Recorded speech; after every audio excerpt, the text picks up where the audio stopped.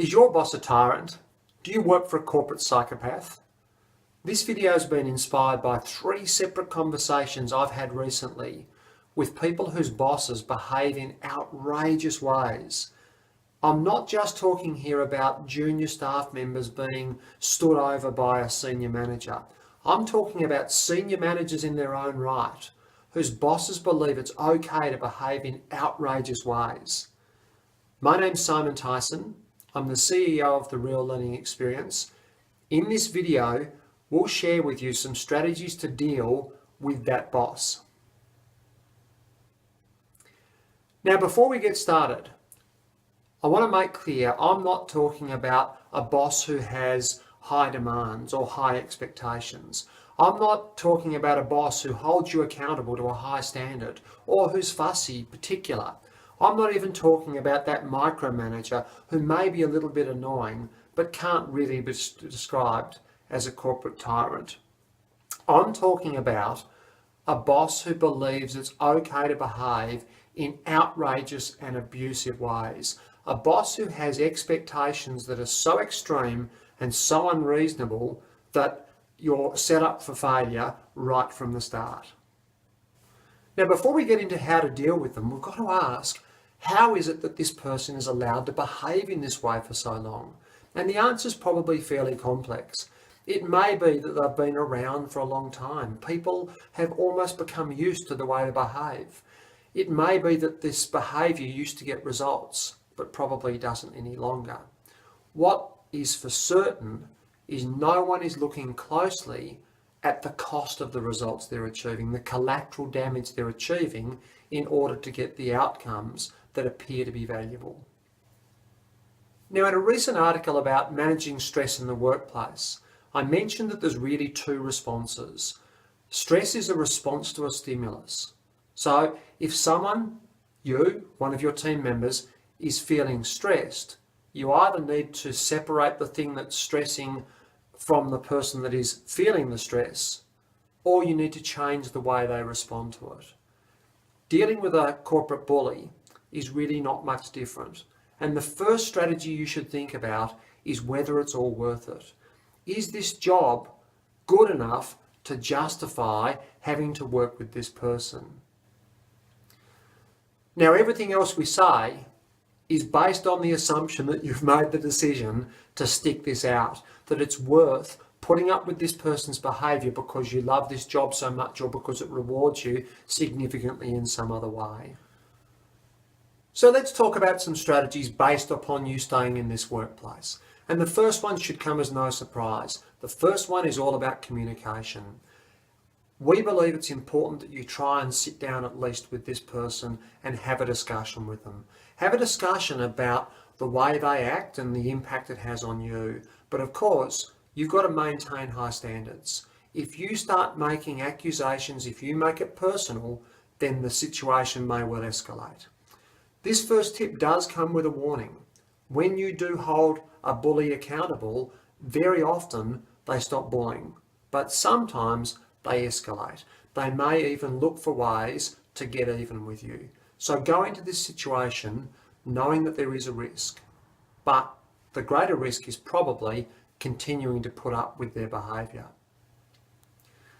Now, the second tip is really related to the first one in that it's all about communication still. It's about maintaining your standards. One of our favourite sayings is never wrestle with a pig. The pig might like it and you both get dirty. What that really means is that you've got to maintain your standard, because if you start behaving in the same way that they do, first of all, you're giving them a gratification. That may be exactly the response they're looking for. But secondly, you both end up looking worse for it and in fact being worse for it. Now, this next tip almost seems to contradict the previous one. At the same time that you're maintaining your standards by refusing to wrestle with pigs, it can often help to stand up to them. Very often, when bullies are confronted, they back down. They stop behaving in the way they were. Now, this is not about being aggressive, about being accusatory, about being confrontational, but it is about being assertive and stating clearly what they're doing, how you feel about it, and what actions you're going to take if they continue to behave in that way. And we're not talking hollow threats and standover stuff here. It may simply be about wanting to resolve this between the two of you, but if that can't happen, then where you might go for extra support outside of the direct team. Now, the next tip is that we recommend, while all this is happening, that you keep great records. Make a note of who says what, why they say it, how they say it. At some point, if you need to take this further, you'll feel much more confident if you've got good records.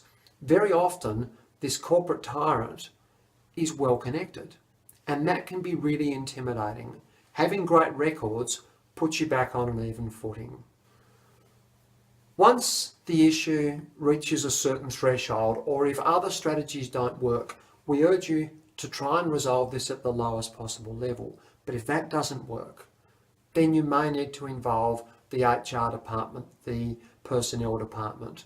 No doubt in your organisation, you've got very specific people to talk to, and that's why they exist.